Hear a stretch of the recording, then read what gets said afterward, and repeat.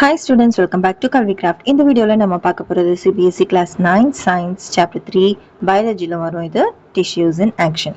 இப்போ இந்த சாப்டர் ஃபுல்லா நம்ம பார்த்து முடிச்சிட்டோம். இப்போ revise reflect refine question solve பண்ணலாம். First one, meristematic tissues divide repeatedly. What property of their cells allows them to do this? Meristematic tissues வந்து ரிப்பீட்டாக டிவைட் ஆகிட்டே இருக்கும் இல்லையா, அதனால தான் நியூ செல்ஸ் ஃபார்ம் ஆகுது. இது எங்கே இருக்கும்? ரூட்ஸ் அண்ட் ஷூட்ஸில் இருக்கும். ஸோ அது வந்து அந்த ப்ராப்பர்ட்டி எதனால இருக்குது? What allows them to do this? அந்த செல்ஸ் ஏன் இப்படி இருக்குது, அப்போ அந்த செல்ஸ் எந்த மாதிரியாக இருக்குது அப்படிங்கிறத நம்ம சொல்ல போகிறோம். இப்போ ஃபர்ஸ்ட் ஒன் வந்து they have thick walls for protection. அது கரெக்டா அப்படின்னு பார்த்தீங்கன்னா கிடையாது, அதுக்கு தின் வால்ஸ் தான் இருக்கும். இப்போ இந்த மெரிஸ்டமேட்டிக் டிஷ்யூஸ் பற்றி நம்ம படிச்சிருப்போம் இல்லையா, அப்போ பார்த்தீங்கன்னா நீங்கள் இதை பற்றி படிச்சிருப்பீங்க. அதுக்கு தின் வால்ஸ் இருக்கும், வேக்யூல்ஸ் இருக்காது அந்த மாதிரிலாம். இப்போ செகண்ட் பாயிண்ட் பார்த்தீங்கன்னா they contain large vacuoles that store நியூட்ரியன்ஸ்னு இருக்குது. ஆனால் அங்கே வேக்யூல்ஸ் இருக்காது. இப்போ என்ன கரெக்டான ஆன்சர் பார்த்தீங்கன்னா they have thin walls, dense cytoplasm and large prominent nucleus. இதுதான் கரெக்டான ஆன்சர். எக்ஸாக்ட் வேர்ட்ஸில் நம்ம அந்த சாப்டரில் படிச்சிருக்கோம். இப்போ ஃபோர்த் ஒன் பார்த்தீங்கன்னா they are functionally differentiated cells. அதுவுமே தப்பு தான். டிஃப்ரென்ஷியேஷன்னா என்ன? அந்த மெரிஸ்டமேட்டிக் செல்ஸ் வந்து பெர்மனன்ட் செல்ஸா மாறுது இல்லையா, அதுதான் டிஃப்ரென்ஷியேஷன் ப்ராசஸ் அப்படின்னு சொல்லுவோம். ஆனா இது வந்து மெரிஸ்டமேட்டிக் டிஷ்யூஸ் மட்டும்தான், இங்க அந்த சேஞ்ச் எல்லாம் ஏற்படல. ஸோ அதனால இதுவும் தப்பு தான். தேர்ட் ஒன் தான் கரெக்டான answer. The second one, if a plant is unable to transport food from leaves to roots, which tissues malfunction? இப்போ டிரான்ஸ்போர்ட்டிங் ஃபுட் வந்து என்ன டிஷ்யூ செய்யும் அப்படின்னு பார்த்தீங்கன்னா சைலம் ஃப்ளோயம்னு காம்ப்ளெக்ஸ் பெர்மனன்ட் டிஷ்யூஸ் பார்த்தோம் இல்லையா, அதுல வந்து ஃப்ளோயம் தான் ஃபுட்டை டிரான்ஸ்போர்ட் பண்ணும். அப்போ அந்த ஃப்ளோயம்க்கு ஏதாவது ஆனாதான், மால்ஃபங்க்ஷன் ஆனாதான் அங்கே டிரான்ஸ்போர்ட்டிங் ஃபுட் வந்து நடக்காது. அப்போ the answer is second option, phloem. The third one, why are the epithelial tissues that line in animals' internal organs usually only one or a few cells thick? அது வந்து ரொம்ப தின்னாக தான் இருக்கும் அந்த எபித்தீலியல் டிஷ்யூஸ். அனிமல் டிஷ்யூஸ் படிக்கும் போது இதை பற்றி படிச்சிருக்கோம். இப்போ எதுக்கு அந்த மாதிரி இருக்கு அப்படின்னா டு ஸ்டோர் ஃபுட் எஃபிஷியன்ட்லி. அது வந்து ஃபுட்டை எஃபிஷியண்டாக ஸ்டோர் பண்ணுறதுக்கு அப்படின்னு சொல்கிறாங்க. பட் ஆக்சுவலாக அந்த ஃபுட் ஸ்டோர் பண்ணுற வேலையெல்லாம் பார்க்காது. To provide maximum strength. அது வந்து அந்த தின் லைனிங் தானே கொடுக்குது இன்டர்னல் ஆர்கன்ஸ்க்கு. ஸோ அது வந்து ஸ்ட்ரென்த்தை மெயின்டைன் பண்ணுறதுக்குலாம் அது தேவையில்லை. to allow quick exchange of materials across them. அது வந்து thin lining தான் கொடுக்குது. அது எதுக்காகனா to exchange materials, உள்ள வெளியிலன்னு the exchange of materials நடக்கிறதுக்காக தான். ஸோ இந்த தேர்ட் ஒன் தான் கரெக்டான ஆன்சர், to reduce friction. மற்ற எல்லா ஆப்ஷன்ஸுமே தப்பு தான். இப்போ fourth one, you can perform these two jumps. Straight leg jump, keep knees and ankles stiff. Normal jump, bend knees and ankles naturally. இப்போ நார்மலாக நம்ம ஜம்ப் பண்ணும்போது ஆங்கிள்ஸை பெண்ட் பண்ணுவோம். இப்போ இந்த பிக்சர்ல பார்த்தீங்கன்னா ஆங்கிள்ஸ் பெண்ட் ஆகுது, நீ பெண்ட் ஆகுது. அந்த மாதிரி நம்ம கொஞ்சம் ஃபார்வர்டாக மூவ் ஆகும். அந்த மாதிரி பண்ணுறது தான் நார்மல் ஜம்ப். இன்னொரு மாதிரி பார்த்தீங்கன்னா ஸ்ட்ரெயிட் லெக் ஜம்ப், நீஸை வந்து ஸ்ட்ரெயிட்டாக வச்சுட்டு அப்படியே ஜம்ப் பண்ணுறது. ஆக்சுவலாக அந்த மாதிரி பண்ணால் நமக்கே கஷ்டமாக இருக்கும், ஜம்ப் பண்ண முடியாது அவ்வளோ தூரமாக. So how did your ankle, knee and hip joints differ between the two jumps? இதில் எப்படி அந்த நம்மளோட அந்த ஜாயின்ஸ் எல்லாம் டிஃபர் ஆகுதுன்னு பார்த்தீங்கன்னா, நம்ம நார்மல் ஜம்ப் பண்ணும்போது அந்த நீஸு ஆங்கிள்ஸ்லாம் லைட்டாக பெண்ட் ஆகும். ஆனால் ஸ்ட்ரெயிட் ஜம்ப் பண்ணும்போது அந்த மாதிரி பெண்ட் ஆகாது. அதை பெண்டே ஆகாதுன்னு சொல்ல முடியாது, நம்மளே அறியாமல் அது கண்டிப்பாக லைட்டாக பெண்ட் ஆகுதான் சரியா நம்ம ஜம்ப் பண்ணும்போது. ஏன்னா அந்த மாதிரி நம்ம பெண்ட் பண்ணி ஜம்ப் பண்ணும்போது தான் நமக்கு வந்து எந்த அடியும் படாது. இப்போ டைரக்டா ஜம்ப் பண்ணா நம்ம அதிகமா ஜம்பும் பண்ண முடியாது, நமக்கு காலும் வலிக்கும். இது பெண்ட் பண்ணி ஜம்ப் பண்ணோம்னா நமக்கு காலும் வலிக்காது, ரொம்ப அதிகமா ஜம்ப் பண்ண முடியும். இப்போ நம்ம ரொம்ப தூரம் ஹைட்டா ஜம்ப் பண்ணணும்னு வச்சுக்கோங்க, அப்ப நம்ம நல்லா குனிஞ்சு நல்லா பெண்ட் பண்ணி அதுக்கப்புறம் தான் ஜம்ப் பண்ணுவோம். இது லேசா ஜம்ப் பண்ணா போதும்னா சும்மா நார்மலாவே ஜம்ப் பண்ணுவோம். அப்போ நம்ம எவ்வளோக்கு எவ்வளோ பெண்ட் பண்ணுறோமோ அந்த அளவுக்கு நம்ம ஹைட்டாகவும் ஜம்ப் பண்ண முடியும். அந்த மாதிரி ஃபேக்டர்ஸ்லாம் இதில் இருக்குது. ஸோ இதில் வந்து எப்படி ஜம்ப் ஆகும்னு கேட்டாங்கன்னா, ஸ்ட்ரெயிட் லெக் ஜம்ப் பண்ணும்போது ஆங்கிள், நீ, ஹிப் ஜாயின்ஸ் எல்லாமே ஸ்டிஃபாக இருக்கும், ஸ்ட்ரெயிட்டாக இருக்கும். ஆனால் லைட்டாக தான் பெண்டிங் நடக்கும், பெண்டிங் நடக்காது, வெரி ஸ்லைட் மூவ்மெண்ட் தான் இருக்கும் அங்கே அப்படின்னு சொல்லலாம். இதே நார்மல் ஜம்ப் பார்த்தீங்கன்னா நல்லாவே நீஸ், ஆங்கிள்ஸ், ஹிப்ஸ்லாம் பெண்ட் ஆகும். அது ஏன் அந்த மாதிரி பெண்ட் ஆகுதுன்னா, this helps observe shock, maintain balance and give better movement. நம்மளால அதிகமாக ஜம்ப் பண்ண முடியும், பெட்டர் மூவ்மெண்ட் கொடுக்க முடியும். அண்ட் ஒரு பேலன்ஸ், நம்ம கீழே விழாம பேலன்ஸ்டா நிக்க முடியும். அண்ட் அந்த ஷாக் இருக்கு இல்லையா, அந்த ஃபோர்ஸ் வந்து அப்ளை ஆகும்ல, அது வந்து கொஞ்சம் கம்மியா இருக்கும். இப்போ next fifth one, which type of joint is involved when you bend your knees and ankles? knees and ankles bend பண்ணும்போது என்ன ஜாயிண்ட் அங்கே இருக்கு? நீஸ்லயும் ஆங்கிள்ஸ்லயும் என்ன ஜாயிண்ட் இருக்கு? ஹிஞ்ச் ஜாயின்ஸ் இருக்கு. அதனால தான் நம்ம ஒன் சைடு மட்டும் ஒரு டோர் ஓப்பன் பண்ற மாதிரி நம்மளால அதை மூவ் பண்ண முடியும். அதனால அது வந்து ஹிஞ்ச் ஜாயிண்ட். இப்போ in each of the following cases choose the correct option. 6th one, இதில் பார்த்தீங்கன்னா 4 கொஷின் ஏபிசிடின்னு கொடுத்துருக்காங்க. அதில் ஒவ்வொன்றும் அசர்ஷன் ரீசன் கொடுத்துருப்பாங்க. ஸோ அந்த அசர்ஷன் கரெக்டா, ரீசன் கரெக்டா, இல்லை ரெண்டுமே கரெக்டா, அந்த மாதிரியான ஆப்ஷன்ஸ் வச்சு நம்ம இந்த ஃபர்ஸ்ட் 4, அதாவது both A and R are true, இல்லைன்னா both A and R are true, ஆனால் ஆர் வந்து கரெக்டான ரீசன் இல்லை ஏக்கு அசர்ஷனுக்கு, இல்லைன்னா ஏ ட்ரூ ஆர் ஃபால்ஸ், இல்லைன்னா ஏ ஃபால்ஸ் ஆர் ட்ரூ, அந்த மாதிரியான ஆப்ஷன்ஸ் இருக்கு. ஸோ அந்த எந்த ஸ்டேட்மெண்ட் ட்ரூ ஆர் ஃபால்ஸுங்கிறத பொறுத்து நம்ம இந்த 4 ஆப்ஷன்ஸ்ல சூஸ் பண்ணணும். இப்போ ஃபர்ஸ்ட் ஒன் பார்த்தீங்கன்னா assertion epithelium is well suited for case exchange in the lungs. இது வந்து ட்ரூவா அப்படின்னு பார்த்தீங்கன்னா, எபித்தீலியல் டிஷ்யூஸ் வந்து இந்த மாதிரி இன்டர்னல் ஆர்கன்ஸ்ல லைனிங் மாதிரி இருக்கும். அண்ட் இதுக்கு முன்னாடி ஒரு கொஸ்டின் பார்த்தோம், அதில் எக்ஸ்சேஞ்ச் ஆஃப் மெட்டீரியல்ஸ்க்காக இந்த எபித்தீலியம் டிஷ்யூஸ் வந்து இப்படி இருக்கு அந்த மாதிரிலாம். ஸோ அப்போ இது கேஸ் எக்ஸ்சேஞ்ச் நடக்குது இந்த லங்ஸ்ல. அப்போ எபித்தீலியம் டிஷ்யூ வந்து அங்கே வெல் சூட்டடா இருக்கும், அதுக்கு ஹெல்ப்ஃபுல்லா இருக்கும் அந்த எக்ஸ்சேஞ்ச் ஆஃப் கேஸ்க்கு. ஸோ ட்ரூ தான். இப்போ ரீசன் என்னன்னு பார்த்தீங்கன்னா, it consist of multiple layers of tall cells that slow down diffusion. ஆக்சுவலாக அந்த எபித்தீலியல் டிஷ்யூஸ் பார்த்தீங்கன்னா தின்னாக தான் இருக்கும். இங்கே வந்து டால் வால்டுனா நல்லா திக்காகவே இருக்கும். அது வந்து கிடையாது, தப்பு. ஸோ இங்கே வந்து மல்டிபிள் லேயர்ஸ்லாம் இல்லை, சிங்கிள் லேயர்டாக தான் இருக்கும் epithelium tissue. So false. So இங்கே வந்து இதுக்கு என்ன ஆன்சர்னா third option A is true but R is false. இதுதான் இந்த ஃபர்ஸ்ட் ஒன்க்கான ஆப்ஷன். இப்போ செகண்ட் ஒன் பார்க்கலாம். Assertion cardiac muscle can contract continuously without fatigue. அது வந்து டயர்டே ஆகாம கார்டியாக் மசில் வந்து கான்ட்ராக்ட் ஆகும் அப்படின்னு சொல்றாங்க. அது கரெக்ட் தான். கார்டியாக் மசிலுக்கு வந்து அந்த கார்டியாக்னா என்ன, அந்த ஹார்ட் ரிலேட்டடானது. ஸோ அங்க இருக்க அந்த மசில் வந்து டயர்ட் ஆகுமா, அப்படி டயர்ட் ஆகுனா அந்த ஹார்ட்டே துடிக்காது. நம்ம ஹார்ட் எங்கேயாவது துடிக்காம இருந்திருக்கா, நம்ம சாகிற வரைக்குமே அந்த ஹார்ட் வந்து கண்டினியூஸா துடிச்சிட்டே தான் இருக்கும், அது டயர்டே ஆகாது. ஸோ அந்த கார்டியாக் மசில்ஸ் வந்து can continuously contract without fatigue. இது true. For reason, cardiac muscle cells have a high number of mitochondria and abundant blood supply. இந்த கார்டியாக் மசில் ஏன் அந்த மாதிரி டயர்டே ஆகாம துடிச்சிட்டே இருக்கு அப்படின்னா, அங்க வந்து மைட்டோகாண்ட்ரியா இருக்கு. மைட்டோகாண்ட்ரியானா என்ன ஞாபகம் வரும் உங்களுக்கு, அந்த எனர்ஜி ப்ரொவைட் பண்ணும். It is a power house of the cell. Energy provide பண்ணும் ஒரு செல்லுக்கு. அப்ப அந்த கார்டியாக் மசில் செல்ஸ்க்கு அந்த மைட்டோகாண்ட்ரியா வந்து நிறைய இருக்கு. அதனால தான் அந்த எனர்ஜியே கொடுக்குது, டயர்ட் ஆகாம அது துடிச்சிட்டே இருக்கிறதுக்கு அந்த மைட்டோகாண்ட்ரியா ஒரு ஹெல்ப்ஃபுல்லா இருக்கு. And then abundant blood supply, அந்த ஹார்ட்டுக்கு தானே அந்த பிளட் சப்ளை எல்லாமே போகுது. ஸோ அதுவுமே கரெக்ட் தான். இப்போ இந்த பி கொஸ்டினுக்கு என்ன ஆன்சரா இருக்கும்னா ரெண்டுமே ட்ரூ. அண்ட் இது வந்து கரெக்டான எக்ஸ்பிளனேஷனும் கூட. So first option both A and R are true and R is the correct explanation for A. இப்போ ஆப்ஷன் சி, அசர்ஷன் வந்து tendons connect bone to bone and allow joint movement. இது தப்பு. டெண்டான்ஸ்னாவே phone to muscle தான். அப்போ இங்க வந்து தப்பா கொடுத்துருக்காங்க. So assertion false. இப்போ ரீசன் வந்து ட்ரூ ஆர் ஃபால்ஸ்னு பார்க்கலாமா. Tendons are made of tough connective tissue that transmits force from muscle to bone. இங்க வந்து muscle to bone கொடுத்திருக்காங்க. டெண்டான்ஸ் வந்து மசில்ல இருந்து அந்த போனுக்கான அந்த ஃபோர்ஸை கொடுக்கும். அப்போ இது வந்து கரெக்டா இருக்கு, ரீசன் கரெக்ட். ஆனா மேல இருக்க அசர்ஷன் தான் தப்பு. சோ இந்த மாதிரி இருந்தா அது என்ன option, the reason is correct, r is true but a is false. Assertion வந்து ஃபால்ஸா இருக்கு. அப்போ ஃபோர்த் ஆப்ஷன் தான் இந்த c க்கு கரெக்டான ஆன்சர். Okay, இப்போ D option பார்க்கலாம். Assertion in a hinge joint movement occurs primarily in one plane. Hinge jointல one planeல தான் movement நடக்கும். Reason என்னன்னா the bone ends are shaped to allow sliding in all directions. இது வந்து correct இல்லை. இது all direction move ஆகுது. hinge jointங்கிறது இந்த door open ஆகுற மாதிரி ஒரு டைரக்ஷன்ல தான் போயிட்டு வரும். ஸோ அது வந்து கரெக்டா கொடுத்துருக்காங்க அசர்ஷன்ல. அதோட மூவ்மெண்ட் வந்து occurs in only one plane. ஆனா the reason வந்து தப்பு. அது வந்து ஆல் டைரக்ஷன்ல மூவ் ஆகாது, ஸ்லைட் ஆகாது. ஸோ இதுல வந்து assertion correct but reason false. என்ன ஆப்ஷன் இது, assertion is true but reason is false னா தேர்ட் ஆப்ஷன் தான் இந்த D க்கு கரெக்டான ஆன்சர். இப்போ seventh question, plot a graph between age of a tree on the x-axis and diameter of the tree along with the number of annual rings formed over time on the y-axis using data given in table 3.7. இங்க டேபிள்ல ஒரு data கொடுத்துருக்காங்க. அதை வச்சு நம்ம graph plot பண்ணணும். அதுல வந்து எந்த ஆக்சஸ்ல வந்து எது இருக்கணும்னு பாத்தீங்கன்னா, ஏஜ் ஆஃப் ட்ரீ ஒரு எக்ஸ் ஆக்சஸ்லயும் and diameter of the tree, அதாவது இந்த ஏஜ் ஆஃப் த ட்ரீ இங்க இருக்கு இல்லையா, இது வந்து எக்ஸ் ஆக்சஸ்லயும் டயமீட்டர் ஆஃப் த ட்ரீ வந்து இங்க இருக்குல்ல, அது வந்து ஒய் ஆக்சஸ்லயும் வர மாதிரி ஒரு கிராஃப் வரையணும். இது வந்து சென்டிமீட்டர்ல டீடைல்ஸ் கொடுத்துருக்காங்க. இப்போ இந்த டேபிளில் இந்த டேட்டா எப்படி இருக்குன்னு பார்க்கலாம். இது பார்த்தீங்கன்னா 5, 10, 20, 25 5 இயர்ஸ்க்கு அந்த ஏஜ் பார்த்துருக்காங்க. அந்த 5 இயர்ஸில் 10 இயர்ஸில் அந்த மாதிரி.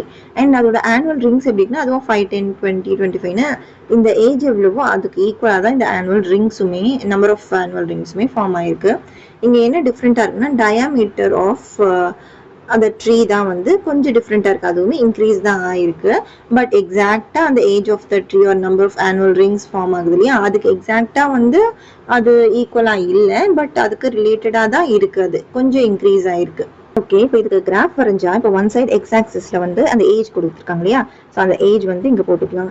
அப்போ 5, 10, 20, 25, 30 அதுக்கப்புறம் 35, 40 இந்த மாதிரி போட்டுக்கலாம். And number of annual rings வந்து அதுவுமே ஈக்குவலாக தான் இருக்கும். டயாமீட்டர் பார்த்தீங்கன்னா அது கொஞ்சம் டிஃப்ரெண்ட்டாக இருக்கும். அதுக்குமே நம்ம பெருசாக டிஃப்ரென்ஸ்லாம் போடுவேன்னா அது மாதிரி 5, 10, 20, 30, 40 அந்த மாதிரியே இந்த ரெண்டு சைடுமே இந்த 5 டிஃப்ரென்ஸில் நம்ம போட்டுக்கலாம். எக்ஸ் ஆக்சஸ் ஒய் ஆக்சஸ் ரெண்டுமே. இப்போ 5 இயர்ஸில் பார்த்தீங்கன்னா அதோட டயாமீட்டர் வந்து எப்படி இருக்கும்னா கொஞ்சம் 5க்கும் கீழே இங்கே 2 பாயிண்ட்ஸ் கீழேனா இங்கே 4 வருமா, ஸோ இங்கே பாயிண்ட் வரும். அதுக்கப்புறம் 10 இயர்ஸில் பார்த்தீங்கன்னா 8 வரும். அப்போ இங்கே 10க்கு கீழே ஒரு 2 பாயிண்ட், அப்போ 8 வரும்.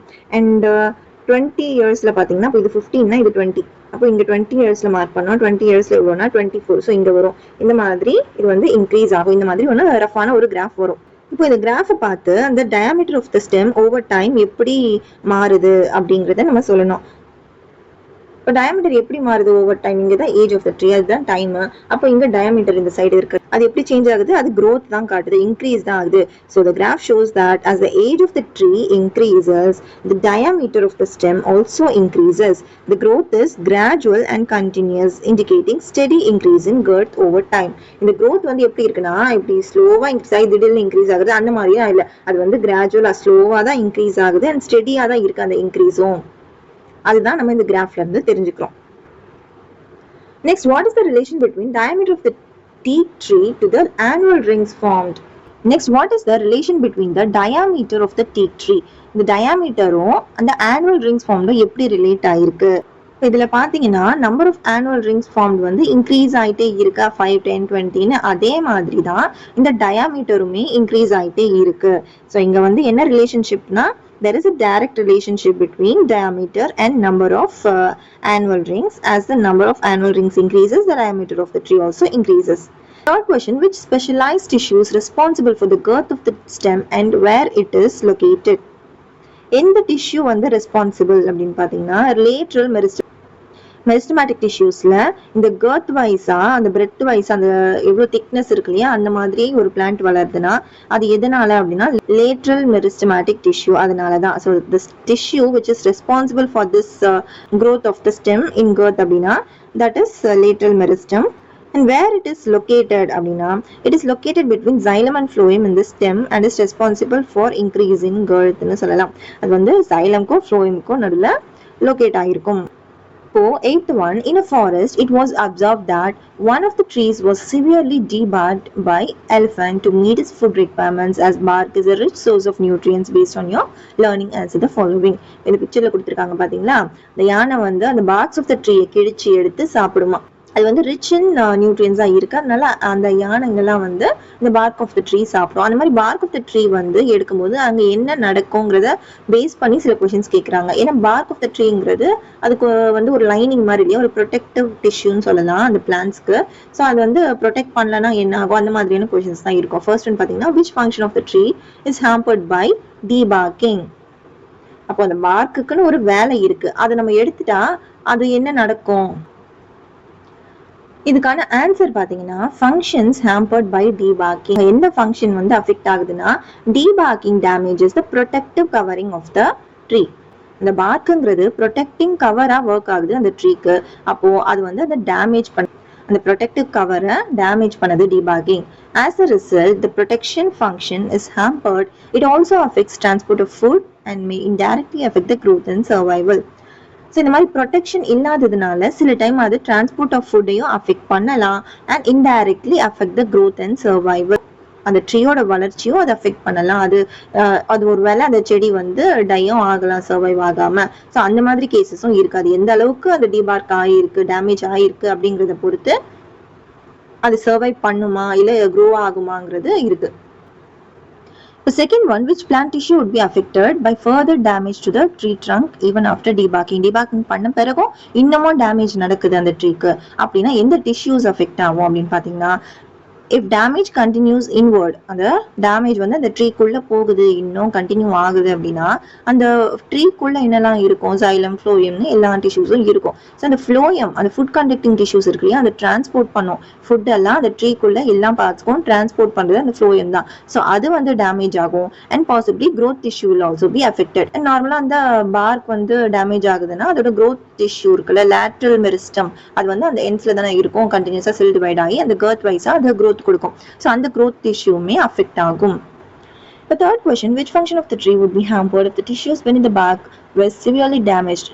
பார்க்குக்கும் கீழே இருக்க அந்த டிஷ்யூஸ் உள்ள வரைக்கும் அது டேமேஜ் ஆகிருக்கு அந்த ட்ரீல அப்படின்னா எந்த ஃபங்க்ஷன் ஆஃப் த ட்ரீ வந்து டேமேஜ் ஆக வாய்ப்பு இருக்கு? So if tissues beneath the bark, park கீழே இருக்க அந்த டிஷ்யூஸ் வந்து டேமேஜ் ஆகுது, அதுக்குள்ள என்ன இருக்குன்னா அந்த ஃப்ளோயம், சைலம் அதெல்லாம் தான் இருக்கும். ஸோ எஸ்பெஷலி அந்த ஃப்ளோயம் வந்து டேமேஜ் ஆகுது அப்படின்னா அந்த டிரான்ஸ்போர்ட் ஆஃப் ஃபுட் வந்து நடக்காது. அது வந்து பார்ட்ஸ் ஆஃப் த ட்ரீஸ்க்கு ஃபுட்டை டிரான்ஸ்போர்ட் பண்ணாது ஃப்ளோயம். அண்ட் growth in thicknessமே நடக்காது. பார்க்கே டேமேஜ் ஆகும்போது அது உள்ள வரைக்கும் இன்னும் டேமேஜ் ஆயிருக்கு இல்லையா, அப்போ அந்த growth in thickness, lateral meristem இருக்கு இல்லையா, அதுவுமே டேமேஜ் ஆயிருக்கும். அதனால அந்த growth in thickness வந்து வராது. So it will also get affected. Eventually the tree may die due to lack of food supply. Phloem இல்லைன்னா டிரான்ஸ்போர்ட் ஆஃப் ஃபுட் நடக்காது. ஸோ ஃபுட் சப்ளை நடக்கலன்னா the tree may die. Fourth one, what assumptions are you making to answer the questions above? How would the answer change if your assumptions are also changed? இப்போ நம்ம என்ன assume பண்ணிக்கணும் இந்த கொஸ்டினுக்கு answer பண்றதுக்கு முன்னாடி அப்படின்னா, we are assuming that only the bark is removed. இப்போ அந்த ட்ரீ வந்து என்ன டேமேஜ் நடக்குது, இப்போ அந்த எலிஃபென்ட் வந்து ட்ரீயை எப்படி டேமேஜ் பண்ணுது, அந்த பார்க் மட்டும்தான் ரிமூவ் பண்ணுது. ஸோ அதுதான் நம்ம எடுத்துக்கிறோம். அது வந்து ட்ரீயை எதுவும் டேமேஜ் பண்ணல, அந்த பார்க் மட்டும்தான் ரிமூவ் பண்ணுது. அப்போ அங்கே என்ன நடக்கும், and inner tissues are initially intact. So அந்த இன்னர் டிஷ்யூஸ் வந்து கரெக்டாக தான் இருக்கு, அதுக்கு எந்த டேமேஜும் நடக்கல. அதனால அந்த பார்க் மட்டும்தான் அஃபெக்ட் ஆகும், உள்ள இருக்க எதுவுமே அஃபெக்ட் ஆகாது. ஸோ அது வந்து ட்ரீயை ஃபுல்லாக கில் பண்ணிடாது. ட்ரீ வந்து அதோட வேலையை பார்த்துட்டு தான் இருக்கும். அது வெளியில அந்த பார்க் மட்டும் தான் போயிருக்கு, அதோட growth tissues வந்து ஏதோ டேமேஜ் ஆயிருக்கு, அதுவுமே சரியாயிடும். அந்த மாதிரி தான் நம்ம அசியூம் பண்ணிக்கிறோம். So we are assuming that only the bark is removed and the inner tissues are initially intact, and that damage does not immediately kill the tree. We also assume normal conditions for transport of water and food. So அது வந்து tree வந்து survive ஆகும்னா இது மட்டும் முக்கியம் இல்லை, அது damage ஆகுறது மட்டும் முக்கியம் இல்லை, அதுக்கு கண்டினியூஸா டிரான்ஸ்போர்ட் ஆஃப் வாட்டர், ஃபுட் அதெல்லாம் கிடைக்கணும். ஸோ அதெல்லாம் நார்மலாக தான் இருக்கு, இந்த பார்க் மட்டும்தான் ரிமூவ் ஆயிருக்கு அப்படின்னு நம்ம அசியூம் பண்றோம். அதை அசியூம் பண்ணதுனால தான் இந்த கொஸ்டின்ஸை நம்ம இந்த மாதிரி ஆன்சர் பண்ணோம். ஒருவேளை அது வந்து ஒருவேளை அதுவுமே டேமேஜ் ஆயிடுச்சுன்னா நம்ம ஆன்சர் வந்து டிஃப்ரெண்டா இருக்கும். அந்த ட்ரீ வந்து ஃபுல்லாவே சர்வைவ் ஆகாது அப்படிங்கிறது தான் நம்மளோட ஆன்சரா இருக்கும். பட் இங்க வந்து அந்த பார்க் மட்டும் தான் டேமேஜ் ஆயிருக்கு, மற்றதெல்லாம் அப்படியே இருக்குன்னு நம்ம அசியூம் பண்ணதுனால தான் நமக்கு இந்த மாதிரியான நம்ம சொன்ன ஒரு ஆன்சர் நம்ம சொல்றோம். If these assumptions change, ஒருவேளை நம்ம இதை அசியூம் பண்ணல அப்படின்னு நம்ம ஆன்சர் எப்படி சேஞ்ச் ஆயிருக்கும்? For example, the xylem is also damaged. இப்போ நம்ம வந்து ஒருவேளை ஃப்ளோயம் வந்து டேமேஜ் ஆகுது அப்படின்னு சொன்னோம், அப்போ வந்து டிரான்ஸ்போர்ட் ஆஃப் ஃபுட் நடக்காது. இப்போ சைலமும் டேமேஜ் ஆயிடுச்சு அப்படின்னு நம்ம அசியூம் பண்றோம்னா அப்போ அதுக்கு வாட்டர் டிரான்ஸ்போர்ட்டும் இருக்காது. ஸோ அந்த நேரமும் அந்த ட்ரீ வந்து சர்வைவ் பண்ணாது. So if the xylem also damaged or the damage is very extensive, then water transport will also stop, leading to faster wilting and death of the tree. So water transport இல்லைனாலும் அந்த tree வந்து wilt ஆயிடும், அப்புறம் survive பண்ணாது. So இந்த மாதிரி நம்ம assumption வச்சு தான் இந்த கொஸ்டின்ஸ்க்கு ஆன்சர் பண்றோம். இந்த நம்ம அசம்ஷன்ஸை நம்ம சேஞ்ச் பண்ணோம்னா நம்மளோட ஆன்சரும் மாறும். But next, ninth one, Amrapalli observed that a young mango sapling stem bends flexibly during monsoon winds and does not break. Which tissue is responsible for this flexibility? Predict and provide your explanation of the impact if the existing tissue was replaced by sclerenchyma. இதை பத்தி நம்ம இந்த சாப்டர்ல படிச்சிருக்கோம். சில sticks வந்து bend ஆகும், ஃபிளெக்சிபிளா இருக்கும், அந்த கிரீனிஷா இருக்கும், அண்ட் சிலது வந்து காஞ்சி போன மாதிரி இருக்கும், அது வந்து ஈஸியா உடஞ்சிரும். அது ஏன்னா அதுல இருக்க அந்த டிஷ்யூஸ் பொறுத்து தான்.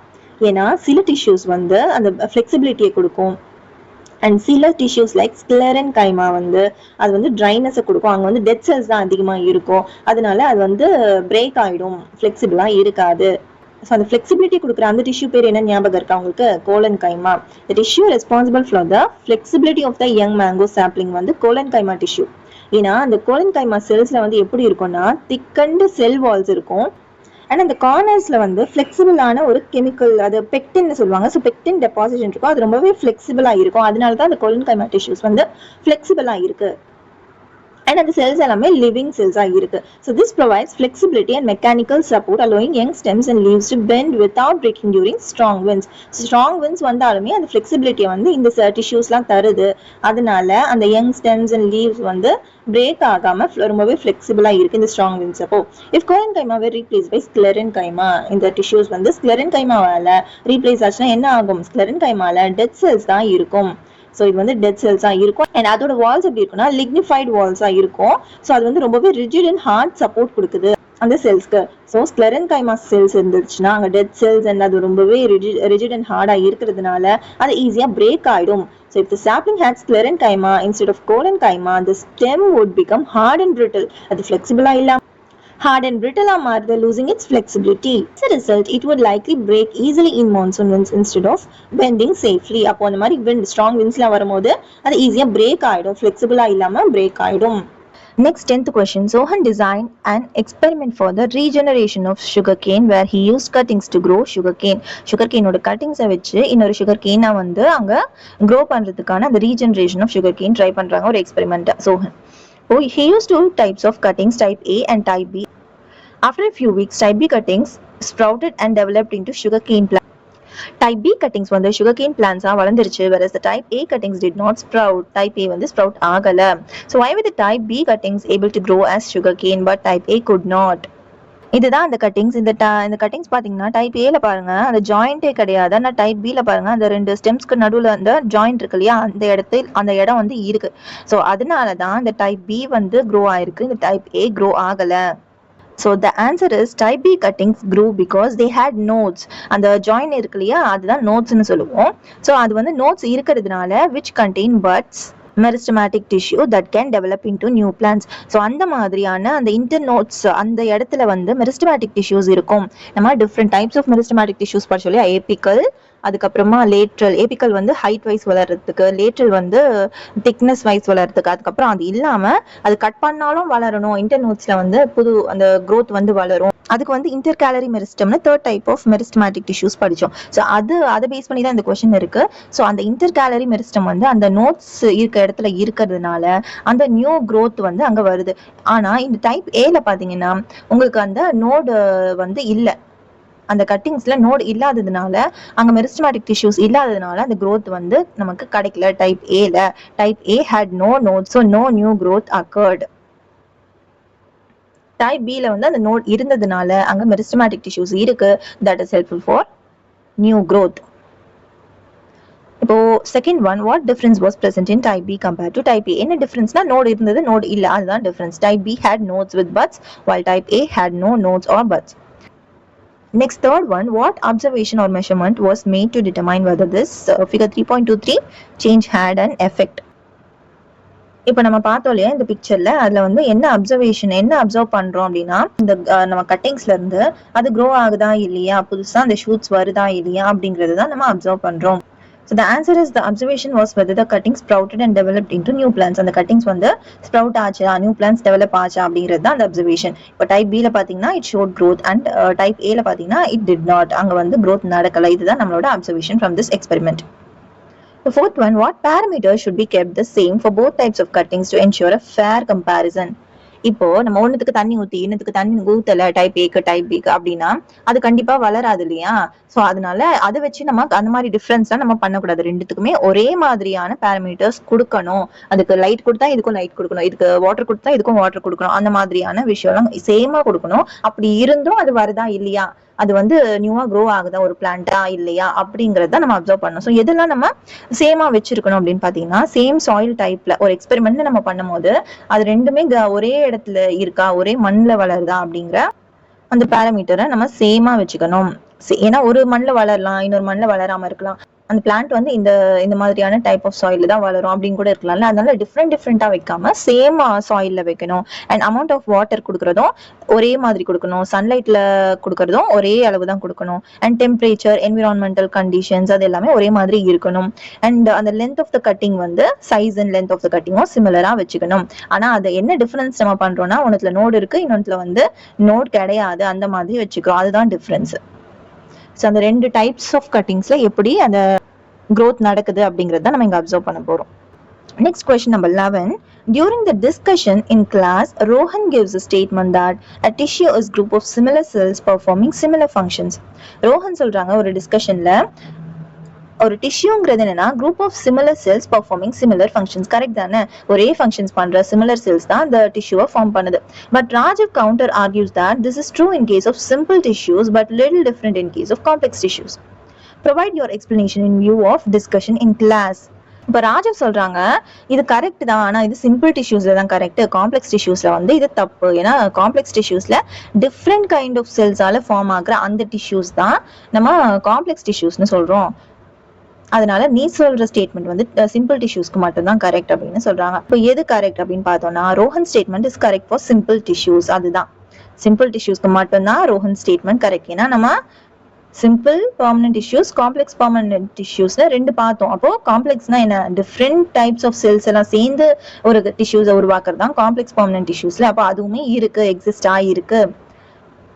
அப்போ ராஜீவ் சொல்றது தான் கரெக்ட். ரோஹன் ஸ்டேட்மெண்ட் வந்து சிம்பிள் டிஷ்யூஸ் தான் கரெக்டான ஸ்டேட்மெண்டா இருக்கும். ஏன்னா simple tissues are made for similar types of cells performing the same functions. ஒரே டைப் ஆஃப் ஃபங்க்ஷன்ஸை பண்ற சிமிலர் டைப்ஸ் ஆஃப் செல்ஸ் தான் இந்த சிம்பிள் டிஷ்யூஸை மேக் பண்ணுது. எக்ஸாம்பிளுக்கு சொல்லணும்னா பேரன் கைமா, கோலன் கைமா, ஸ்க்ளெரன் கைமா, அதெல்லாம். இப்போ ராஜீவ் சொன்னது படி பார்த்தா சிம்பிள் டிஷ்யூஸ் தான் அது கரெக்ட். அப்போ காம்ப்ளெக்ஸ் டிஷ்யூஸ்ங்கிறது என்ன? Rajiv is also correct for complex tissues. Complex tissues are made of different types of cells that work together to perform a common functions. ஒரு common function பண்றதுக்கு different types of cells வந்து form ஆகி ஒரு டிஷ்யூஸை form பண்ணுது. அதுதான் complex tissues. இதுக்கு example சொல்லணும்னா xylem, phloem இதெல்லாம் தான். இதோட பார்ட்ஸ்லாம் நம்ம பார்த்தோம் இல்லையா, xylemக்குள்ளேயே சில பார்ட்ஸ்லாம் இருக்காது, ஒவ்வொன்றும் ஒவ்வொரு மாதிரி அந்த ஒவ்வொரு செல்ஸ் இருக்கும். ஸோ அதெல்லாம் அந்த டிஃப்ரெண்ட் டைப்ஸ் ஆஃப் செல்ஸ்லாம் சேர்ந்து தான் அந்த காம்ப்ளெக்ஸ் டிஷ்யூவான xylem, phloemலாம் உருவாகுது. That consist of various kinds of cells but together help in transport. And அந்த டிஷ்யூஸ் வந்து ஒரு காம்ப்ளெக்ஸ் பெர்மனன்ட் டிஷ்யூவா மாறி அது ஒரு பர்டிகுலர் ஃபங்க்ஷனா பண்ணுது, ஒன்னா சேர்ந்து ஒரு வேலையை பார்க்குது. ஸோ இங்க ராஜீவ் சொன்னபடி இந்த சிம்பிள் டிஷ்யூஸ்க்கு தான் அவன் ரோஹன் சொன்னது கரெக்ட், அண்ட் காம்ப்ளெக்ஸ் டிஷ்யூஸ் அது டிஃப்ரெண்ட் செல்ஸால தான் உருவானது. But next question number 12. Coconut husk fibers are used for mats which are tough and fibrous, which tissues has structural features suitable for providing this strength. Explain why living parenchyma could not serve the same purpose. இது வந்து நம்ம chapter படிக்கும் போது coconut ஹஸ்க்லாம் எதால mat ஆயிருக்கு, எந்த type of டிஷ்யூவால mat ஆயிருக்கு அப்படிங்கறத நம்ம படிச்சோம். அண்ட் அதோட ப்ராப்பர்ட்டிஸும் பார்த்தோம். ஸோ இதை நம்ம ஈஸியா ஆன்சர் பண்ணலாம். ஏன்னா கோகனட் ஹஸ்க் வந்து ஸ்க்ளெரன் கைமா டிஷ்யூஸால மேட் ஆயிருக்கும். அது எப்படி இருக்கும், டெட் செல்ஸால மேட் ஆயிருக்கும், அண்ட் ரொம்பவே ரிஜிட் அண்ட் ஹார்டா இருக்கும். So the tissue responsible for providing strength to coconut husk fibers is sclerenchyma. Sclerenchyma are dead cells made of thick and lignified cell walls. These features make the fibers strong, rigid and tough, which is suitable for making mats. So இந்த ஸ்க்ளெரன்கைமா டிஷ்யூஸால இந்த coconut husk mat ஆகுறதுனால அது ரொம்பவே rigid and டஃபா இருக்கு. அதனால அது மேத்ஸ்க்கு use பண்ண முடியுது அதை மேக் பண்றதுக்கு. இப்போ explain why parenchyma couldn't serve the purpose. ஏன் பேரன்கைமா டிஷ்யூஸால இந்த சேம் பர்பஸை அச்சீவ் பண்ண முடியல அப்படின்னா, parenchyma cannot serve this purpose because its cells are living cells and have thin walls. பேரன்கைமாவோட வால்ஸ் வந்து தின்னா இருக்கும், ரொம்ப ஸ்ட்ராங்கா ரிஜிடாலாம் இருக்காது. அது வந்து டெட் செல்ஸும் இல்ல, அது வந்து லிவிங் செல்ஸால உருவானது. And they are soft and mainly meant for storage, so they cannot provide the required strength and toughness. அது வந்து மெயினா ஸ்டோரேஜ் பண்றதுக்காக தான் இந்த பேரன்கைமா செல்ஸ் வந்து யூஸ் ஆகுது. ரொம்பவே சாஃப்டா இருக்கும். they cannot provide that strength, அந்த ஸ்ட்ரென்த்தையும் டஃப்னஸையும் அந்த பேரன்கைமா செல்ஸால தர முடியாது. ஸோ ஸ்க்ளெரன்கைமா செல்ஸ் இருக்கிற அந்த கோகனட் ஹஸ்க் வச்சு நம்மளால அந்த மேத்ஸை மேக் பண்ண முடியும். But next question, 13th one. Vibha claims to her friend Neha that meristematic cells are located only at the root and shoot apices. What do you think about this statement? Meristematic cells வந்து roots and shootsல மட்டும் தான் இருக்கும் அப்படின்னு Vibha claims to her friend. Vibha சொல்றாங்க நேஹா கிட்ட. What do you think about this statement? அப்போ அது கரெக்டா? What question can Neha ask Vibha to help her understand further if the statement is incorrect? ஒருவேளை இன்கரெக்டா இருந்துச்சுன்னா வேற என்ன கொஸ்டின் வந்து நேஹா விபா கிட்ட கேட்கலாம்? ஆக்சுவலா விபா சொன்னது கரெக்டா? கரெக்ட் இல்ல, ஆக்சுவலா கரெக்ட் தான். பட் அவங்க வந்து ஒன்னு விட்டுட்டாங்க. ரூட்ஸ் அண்ட் ஷூட்ஸ் மட்டும் இல்ல, இன்டர் கேலரி மெரிஸ்டம் வந்து நோட்ஸ்லயும் இருக்கு. ஸோ அதை விட்டுட்டாங்க. அப்போ இது வந்து இன்கரெக்ட்னு சொல்லணும். Vibha statement is incorrect. ஏன்னா meristematic tissues are not only present at the roots and shoot. Roots and ஷூட்ல மட்டும் இல்ல, ஏன்னா அங்க வந்து எபிக்கல் மெரிஸ்டமேட்டிக் டிஷ்யூஸ் தான் அந்த ரூட்ஸ் அண்ட் ஷூட்ல இருக்கிறது. அது இல்லாம லேட்டரல் மெரிஸ்டம் இருக்கா, அதுக்கப்புறம் இன்டர் கேலரி மெரிஸ்டமும் இருக்கு. So but also in other region such as nodes and base of leaves and cambium, அதாவது கேம்பியம்னா லேட்டரல் மெரிஸ்டம் சொல்லலாம், அது திக்னஸ் வைஸ் வளர அந்த meristem responsible for increase in girth. So அந்த ஏபிக்கல் மெரிஸ்டம் தான் இவங்க ரூட்ஸ் அண்ட் ஷூட்ஸ்ல இருக்கு. பட் அதை தவிர 2 இன்டர்கேலரி மெரிஸ்டம் லேட்ரல் மெரிஸ்டமும் இருக்கு. அது அவங்க சொல்லவே இல்லை. அப்போ என்ன கேட்கலாம் நேஹா அப்படின்னா, if meristematic cells are only at the apices then how does the plant increase in thickness? So Neha என்ன கேட்கலாம்னா, அது ரூட்ஸ் அண்ட் ஷூட்ஸ்ல மட்டும் தான் இருக்கு மெரிஸ்டமேட்டிக் செல்ஸ்னு சொல்றேன். அப்போ அது ஹைட் வைஸ் மட்டும் தானே அப்படியே வளர்ந்துட்டே போகணும். எதுக்கு அது திக்னஸ் அதிகமாகுது, இல்லைன்னா அது கட் பண்ணாலும் எதுக்கு அந்த செடி வந்து சைட்ல எல்லாம் வளருது அப்படிங்கிற அந்த கொஸ்டின் கேட்கலாம். So her question will be, how does the plant increase in thickness or regrow from other parts like nodes? அப்போ இந்த கொஸ்டின் கேட்டா அவங்களுக்கு டவுட் வரும். ஆமால, இது வந்து ஹைட் வைஸா அதானே வளரணும், இங்க சைட்லயும் வளருது, திக்னஸும் இன்க்ரீஸ் ஆகுது, அப்போ மெரிஸ்டமேட்டிக் டிஷ்யூஸ் இங்கே தானே இருக்கணும் அப்படின்னு அவங்களுக்கு டவுட் வரும். இப்போ 14th question, a plant cell and an animal cell are of same size. plant cell animal size வந்து சேம் சைஸா இருக்குன்னு சொல்றாங்க. இதுல இருந்து which cell will have larger vacuole, give reason, அதுதான் question. இதுல எந்த செல்லுக்கு வந்து larger vacuole இருக்கும்? இப்போ நம்ம chapter 2ல plant cell எப்படி இருக்கு, animal cell எப்படி இருக்குன்னு பார்த்தோம். அதுல எதுல larger vacuole இருந்துச்சு? plant cell தான். so plant cell will have larger vacuole. அதுக்கு என்ன ரீசன் அப்படின்னா, பிளான்ட்டுக்கு வந்து வாட்டரை ஸ்டோர் பண்ணும். plant cells have larger central vacuole that stores water, nutrients and waste and helps maintain turgidity and shape. Animal cells have small or no vacuoles. Animal cellsக்கு vacuoles இல்லாம இருக்கலாம், இல்ல சின்ன சைஸ்ல கூட இருக்கலாம். ஆனா plant cells வந்து அப்படி ஸ்டெடியா நிக்கணும், அது வந்து வெல்ட் ஆகாம டர்ஜிடிட்டியை மெயின்டைன் பண்ணும், அதோட ஷேப்பை மெயின்டைன் பண்ணா இந்த லார்ஜர் வேக்யூல்ஸ் ரொம்ப முக்கியம். அந்த வாட்டர்ஸ் எல்லாம் அது ஒன்னா சேர்ந்து அந்த லார்ஜர் வேக்யூல்ஸ்ல ஃபுல்லா கலெக்ட் ஆகி அங்கதான் ஸ்டோர் ஆயிருக்கும். ஸோ அது வந்து ஃபுல்லா இருந்தாதான் அது வந்து அந்த பிளான்ட் வந்து ஸ்ட்ரெயிட்டா நிற்கும். இப்போ தண்ணி ஊத்தலன்னா சில பிளான்ட்ஸ்ல வந்து வில்ட் ஆயிடும் பாத்தீங்களா, காஞ்சி போன மாதிரி. காஞ்சி கூட போவாது, அது வந்து ரொம்பவே வீக்கா இருக்க மாதிரி இருக்கும். ஸோ அது ஏன்னா அந்த வேக்யூல்ஸ்ல வந்து வாட்டர் இல்லை, அதுக்கான வாட்டர் இல்லை, அதனாலதான் அது வில்ட் ஆயிருக்கு. இந்த கான்செப்ட் பாத்தீங்கன்னா நம்ம சாப்டர் 2ல படிச்சிருக்கோம். பிளான்ட் செல் பத்தி படிக்கும் போது இந்த வேக்யூல்ஸ் பத்தி படிச்சிருப்போம் இல்லையா, அப்போ இதை படிச்சிருப்போம். ஸோ பிளான்ட் செல்ஸ்ல வந்து இந்த வேக்யூல்ஸ் லார்ஜரா இருக்கும் to maintain its turgidity and shape. இதுதான் முக்கியமான ரீசன். இப்போ second question, what assumptions are you making to answer the question? அப்போ என்ன அசியூம் பண்றோம் அப்படின்னா, plant cell is a mature cell and both cells are under normal conditions. We are comparing typical plant and animal cells. இப்போ இங்க வந்து plant cell animal cell ரெண்டுமே same சைஸ்னு சொல்லியிருக்காங்க இல்லையா, அப்போ அது ரெண்டுமே ஒரு சேம் சைஸ்ல இருக்க ஒரு நார்மல் கண்டிஷன்ஸ்ல வச்சிருக்கோம். நம்ம அந்த பிளான்ட் செல் அனிமல் செல் ரெண்டுத்தையும் ஒரு நார்மல் கண்டிஷன்ஸ்ல வச்சு நம்ம கம்பேர் பண்றோம், அந்த பிளான்ட் செல்லையும் அனிமல் செல்லையும். அதுதான் அசம்ஷன். இப்போ 15th question, a textbook states each plant tissue performs only one specific function. What question would you ask to critically examine the correctness of this statement? Text புக்ல என்ன சொல்லியிருக்காங்கன்னா, each plant tissue performs only specific functions. ஒவ்வொரு plant டிஷ்யூவும் ஒவ்வொரு specific ஃபங்க்ஷனை தான் பண்ணும் அப்படின்னு சொல்லியிருக்காங்க. இப்போ இதுல இருந்து நம்ம என்ன கொஸ்டின் கேட்கலாம்? What question would you ask to critically examine the correctness of the statement? அந்த ஸ்டேட்மெண்ட் கரெக்டா அப்படின்னு தெரிஞ்சுக்கிறதுக்கு என்ன கொஸ்டின் கேட்கலாம்? What example of tissue would you take to find out answers to this questions? இப்போ நம்ம எக்ஸாம்பிள்ஸ் ஏதாவது சொல்லி கூட கேட்கலாம் அந்த கொஸ்டின்ஸை. ஸோ ஃபர்ஸ்ட் அந்த கொஸ்டின் என்ன கேட்கலாம் அப்படின்னு பாத்தீங்கன்னா, இந்த ஸ்டேட்மெண்ட் வந்து கரெக்டானு முதல்ல பார்க்கணும். ஒவ்வொரு பிளான்ட் டிஷ்யூவும் ஒவ்வொரு ஸ்பெசிஃபிக் ஃபங்க்ஷனை தான் பண்ணுமா அப்படின்னு பாத்தீங்கன்னா, அந்த ஸ்டேட்மெண்ட்டே வந்து கம்ப்ளீட்டா கரெக்ட் கிடையாது. தி statement is not completely correct. as some plant tissues perform more than one function. சில பிளான்ட் டிஷ்யூஸ் வந்து ஒன்னுத்துக்கும் மேலான ஒரு ஸ்பெசிஃபிக் ஃபங்க்ஷன் இல்ல, ஒன்னுத்துக்கும் மேலான நிறைய ஃபங்க்ஷன்ஸ் கூட பண்ணலாம். அப்போ இது வந்து கரெக்ட், நான் சொல்றதுதான் கரெக்ட், நீங்க சொன்னது தப்புன்னு ப்ரூவ் பண்றதுக்கு நம்ம கொஸ்டின்ஸ் கேட்கலாம். என்ன மாதிரி கொஸ்டின் கேட்டா அவங்க ஆமா இல்ல, ஆமா இது தப்பு தான் அப்படின்னு அவங்க நினைப்பாங்க. ஸோ அது என்ன கொஸ்டின்ஸ்னா, do all tissue perform only one function or can they have multiple roles? So எல்லா டிஷ்யூஸுமே ஒரே ஒரு ஃபங்க்ஷனை தான் பண்ணுமா, இல்லை வேற வேற 2-3 ஃபங்க்ஷன் சேர்த்து பண்ணுமா அப்படின்னு கேட்கலாம். அப்போ ஏதாவது ஒரு டிஷ்யூ எடுத்து நம்ம எக்ஸாம்பிளுக்கு சொல்லலாம். அந்த எக்ஸாம்பிள்ஸ்லாம் நெக்ஸ்ட் நம்ம பார்க்கலாம். இப்போ வேற என்ன கொஸ்டின் கேட்கலாம்னா, can a single tissue do both support and store foods? இப்போ ஒரே டிஷ்யூ வந்து அந்த பிளான்ட்டுக்கு சப்போர்ட்டும் தரலாம் அண்ட் ஃபுட்டையும் டிரான்ஸ்போர்ட் பண்ணலாம், இல்லை ஸ்டோர் பண்ணலாம். அந்த மாதிரி ஒரே டிஷ்யூ வந்து இந்த ரெண்டு வேலையும் பார்க்குமா? Do different cells within the same tissue perform different functions? இப்போ ஒரே டிஷ்யூக்குள்ள 2 டிஃப்ரெண்ட் டைப்ஸ் ஆஃப் செல்ஸும் இருக்கு. காம்ப்ளெக்ஸ் பர்மனன்ட் டிஷ்யூஸ்ல 2 டிஃப்ரெண்ட் டைப்ஸ் ஆஃப் 2 இல்ல more than 1 different types of cells, அது வந்து எல்லாம் சேர்ந்து தான் அந்த காம்ப்ளெக்ஸ் டிஷ்யூவை ஃபார்ம் பண்ணுது. ஸோ அந்த கேஸ்ல டிஃப்ரெண்ட் செல்ஸ் இருக்கிறதுனால அப்போ டிஃப்ரெண்ட் ஃபங்க்ஷனும் பண்ணலாம் இல்லையா, சேம் ஃபங்க்ஷன் தான் பண்ணணும்னு கிடையாதுல்ல.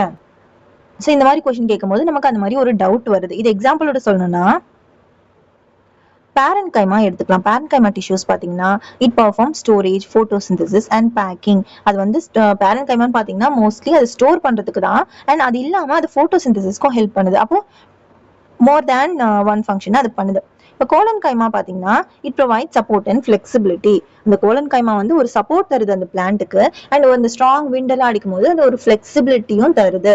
So more than one function பண்ணுது. இப்போ சைலம் பார்த்தீங்கன்னா அந்த பிளான்ட்டுக்கு வந்து ஒரு சப்போர்ட்டும் தருது, அண்ட் அது இல்லாம இட் ஹெல்ப்ஸ் இன் வாட்டர் டிரான்ஸ்போர்ட்டும் பண்ணுது அந்த பிளான்ட்டுக்குள்ள. இப்போ ஃப்ளோயம் பார்த்தீங்கன்னா transport food but involves different types of cells with different roles. So அது டிஃப்ரெண்ட் டைப்ஸ் ஆஃப் செல்லாம் ஆனதுனால அது டிஃப்ரெண்ட் ரோல்ஸும் பண்ணும் அண்ட் டிரான்ஸ்போர்ட் ஃபுட்டும் பண்ணும். ஸோ இதோட இந்த சாப்டர் முடிஞ்சிருச்சு. ரிவைஸ், ரிஃப்ளெக்ட், ரிஃபைன் அந்த கொஸ்டின்ஸும் பார்த்துட்டோம். இப்போ ஜார்னி பியாண்ட்ல எப்பவுமே நம்ம எக்ஸ்ட்ராவா என்ன தெரிஞ்சுக்கலாம் இந்த டாபிக் கீழே, நம்ம இன்னும் எக்ஸ்ட்ராவா எக்ஸ்பெரிமெண்ட்ஸ் மாதிரி என்ன பண்ணி பார்க்கலாம், இல்லை இன்னும் எக்ஸ்ட்ராவா என்ன படிக்கலாம், எங்க தேடி படிக்கலாம், அந்த மாதிரியான சில கான்செப்ட்ஸ் தான் இங்க கொடுத்துருப்பாங்க.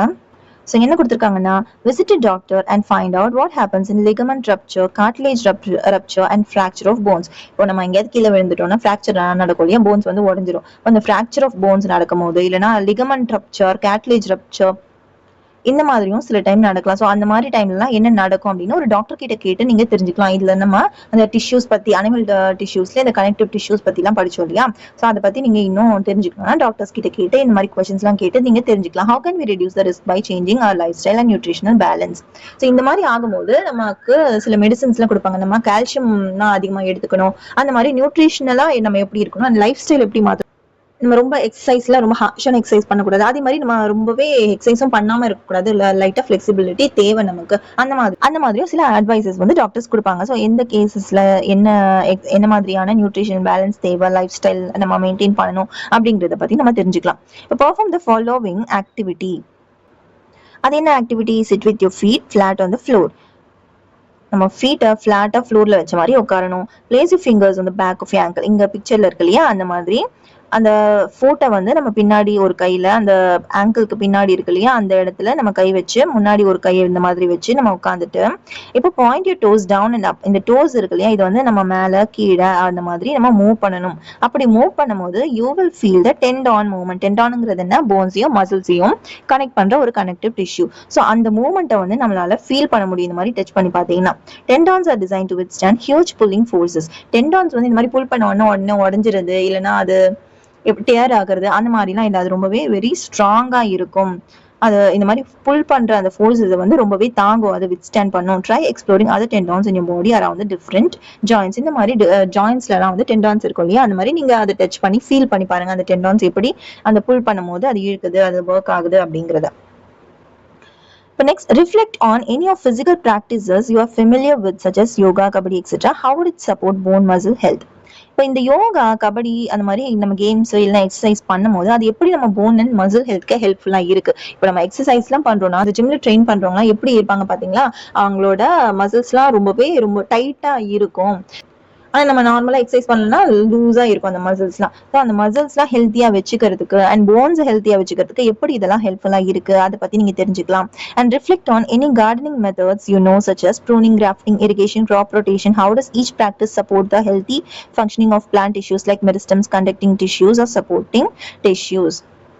இப்போ கார்டனிங் மெத்தட்ஸ் நிறைய இருக்கு. Pruning, grafting, irrigation, crop rotation. அந்த மாதிரி ஒரு கிராப் வந்து போட்ட பிறகு இன்னொரு கிராப் போட்டா அது நிறைய வளராது, இன்னொரு கிராப் போடணும். ஏன்னா அது ஆல்ரெடி அந்த சாயில இருக்க அந்த சத்துக்கள்லாம் எடுத்துருக்கோம். அப்ப அதே டைப் ஆஃப் பிளான்ட் போட்டா அங்க அதுக்கு தேவையான சத்து இருக்காது. இது வேற டைப் ஆஃப் பிளான்ட் போட்டா அதுக்கு வேற ஏதோ ஒரு நியூட்ரியன்ட் இருக்கு, அந்த சாயில அது ஆல்ரெடி இருக்கு அப்படின்னா, ஸோ அப்போ வந்து அந்த பிளான்ட்டுக்கும் அந்த நியூட்ரியன் கிடைக்கும், அந்த சாயில இருக்க நியூட்ரியன்ஸும் ரொம்பவே வேஸ்ட் ஆகாது. அந்த மாதிரி விஷயத்துக்காக இந்த கிராப் ரொட்டேஷன் யூஸ் பண்ணுவாங்க.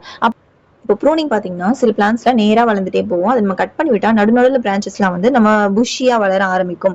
ஸோ அந்த கேஸ்லாம் ப்ரூனிங் ரொம்பவே முக்கியம். செடிக்கெல்லாம் வந்து இந்த ப்ரூனிங் ரொம்பவே முக்கியம். நிறைய செடி வளர்க்குறவங்களுக்கு இது நல்லாவே தெரியும்.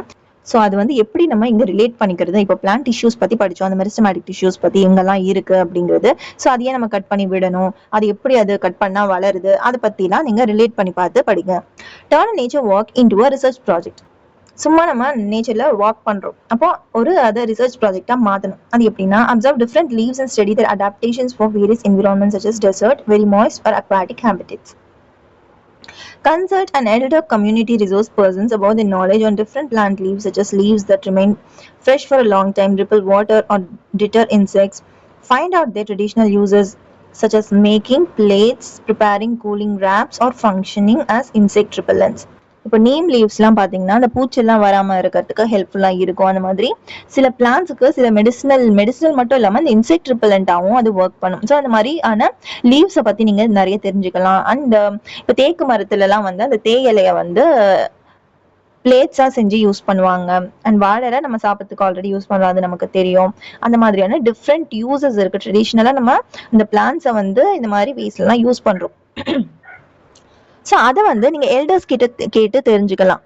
அண்ட் சில பிளான்ஸ்லாம் பார்த்தீங்கன்னா ஒவ்வொன்றும் ஒவ்வொரு மாதிரி இருக்கும். இப்போ ஆலோவேரா பார்த்தீங்கன்னா ரொம்பவே திக் அண்ட் ஃப்ளெஷியாக இருக்கும். அது வந்து டெசர்ட்ல கூட வளரும் அந்த மாதிரி. ஏன்னா அங்கே வந்து வாட்டர் இருக்காது இல்லையா. ஸோ அந்த வாட்டரை ஸ்டோர் பண்ணுற மாதிரியான அந்த பிளான்ட் வந்து ஃப்ளெஷியாக இருக்கும். ஸோ அது வந்து டெசர்ட்ல இருக்கலாம். ஆனால் அது வந்து அக்வாட்டிக் பிளான்ஸ் வைக்க முடியாது. அக்வாட்டிக் பிளான்ஸ் வந்து அது வந்து டிஃப்ரெண்ட் ப்ராப்பர்ட்டிஸ் இருக்கும். அது வந்து தண்ணியில வாழ்றதுக்கு என்ன தேவையோ அதுக்கேற்ற மாதிரி அந்த பிளான்ஸ்லாம் இருக்கும். ஸோ அதுக்கு பேர் தான் ஹேபிடேட்ஸ்னு சொல்லுவாங்க. அது இருக்க இடம், அந்த பிளான்ஸ் வந்து இந்த இடத்துல நல்லா இருக்கும் அப்படிங்கிற மாதிரி. அந்த மாதிரி இந்த பிளான்ஸ்லாம் இந்தந்த இடத்துல இருக்கலாம், அதோட ஹேபிடேட்ஸ்ல இருக்கலாம். ஏன்னா அதோட மெடிசினல் ப்ராப்பர்ட்டிஸ் என்ன அண்ட் வேற எதுக்கெல்லாம் இதை யூஸ் பண்ணலாம் அப்படிங்கிறத பத்தி நீங்க நிறைய உங்க எல்டர்ஸ் கிட்ட கேட்டு தெரிஞ்சுக்கலாம். Study various dance forms of different tribal communities across the country. Each student learn and experience at least 5 steps, observe the joint movements involved in performing these steps, and then develop a dance or drama on the concept of joint movements. Perform this at the school's annual function so that the students from different grades can learn from it. இங்க வந்து நம்ம already dance போஸ்டர்ஸ்லாம் பார்த்தோம் and yoga போஸ்டர்ஸ்லாம் பார்த்தோம். அதுல எல்லாமே அந்த joints எல்லாம் bend ஆகுது, நம்ம நெக்கை டர்ன் பண்றோம், அதுல எல்லாத்துலயுமே அந்த மூமெண்ட்டுன்னு ஒண்ணு இருக்கு. ஸோ அந்த மூமெண்ட்டுக்குலாம் என்ன டைப் ஆஃப் ஜாயிண்ட் அங்க இருக்கு,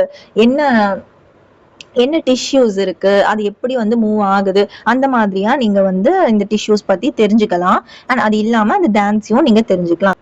ஸோ இந்த மாதிரி ஏதோ ஒரு ஆக்டிவிட்டி, ஏதோ ஒரு டான்ஸ் ஸ்டெப் புதுசா ஒன்று கத்துக்கிற மாதிரியும் ஆச்சு இல்லையா. ஸோ அதுல வந்து எப்படியெல்லாம் இந்த போஸ்டர்ஸ்லாம் மெயின்டைன் பண்றாங்க, எப்படியான மூமெண்ட்ஸ்லாம் அங்கே இருக்கு அப்படின்ற பத்தி நீங்க தெரிஞ்சுக்கிறதுக்காக ஒரு ஆக்டிவிட்டி மாதிரி கொடுத்துருக்காங்க.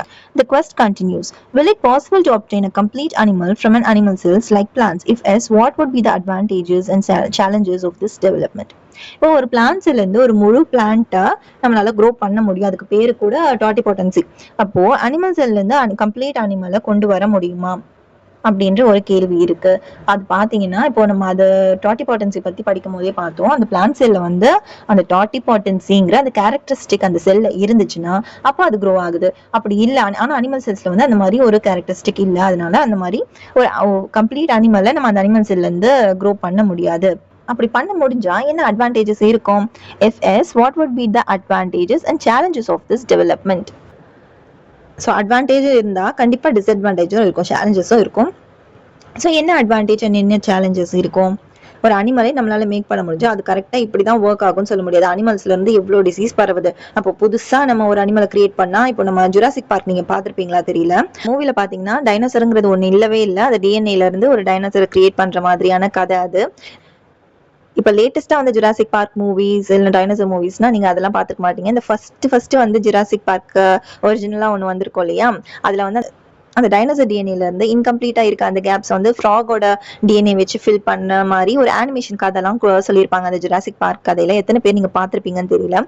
ஸோ அந்த மாதிரி ஒரு அனிமலே ஒரு செல்ல இருந்து உருவாக்குறாங்க அப்படின்னா அப்ப அது எவ்வளவு சேலஞ்சஸ் இருக்கும். அப்போ அதுக்கு அட்வான்டேஜஸ் இருக்குதோ இல்லையோ, அது எப்படிப்பட்டதுன்னு தெரியலன்னா அப்போ அதுல நிறையவே டிஸ்அட்வான்டேஜ் இருக்கும். நம்ம கிரியேட் பண்ணும்போது அது நமக்கு என்னவா வரும்னே நமக்கு தெரியாது. அது வளர்ந்து அதை பார்த்தாதான் நமக்கு தெரியும். ஸோ அதுல இருந்து நிறைய டிசீஸ் பரவலாம், இல்லை அது நமக்கே டேஞ்சரா போகலாம். அந்த மாதிரி நிறைய இஷ்யூஸ் இருக்கு, சேலஞ்சஸ் இருக்கு. ஸோ இந்த கொஸ்டின் பார்த்த உடனே எனக்கு அதுதான் ஞாபகம் வந்தது, அந்த படம் தான். ஒரு செல்ல இருந்து ஒரு அனிமலே கிரியேட் பண்ணியிருக்காங்க, ஆனா அது எவ்வளோ டேஞ்சரா போய் முடிஞ்சுது அப்படின்னு.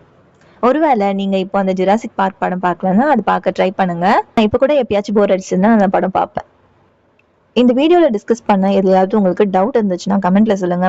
அண்ட் இந்த வீடியோ உங்களுக்கு ஹெல்ப்ஃபுல்லா இருந்துச்சுன்னா உங்க தேங்க்ஸ், சூப்பர் தேங்க்ஸ் எனக்கு சென்ட் பண்ணுங்க. தேங்க்யூ. தேங்க்ஸ் ஃபார் வாட்சிங். இந்த வீடியோ உங்களுக்கு பிடிச்சிருந்ததுன்னா லைக் பண்ணுங்க, உங்க ஃப்ரெண்ட்ஸ்க்கு ஷேர் பண்ணுங்க. அண்ட் ஃபார் மோர் வீடியோஸ் கல்வி கிராஃப்ட் சேனலை சப்ஸ்கிரைப் பண்ணுங்க. தேங்க்யூ.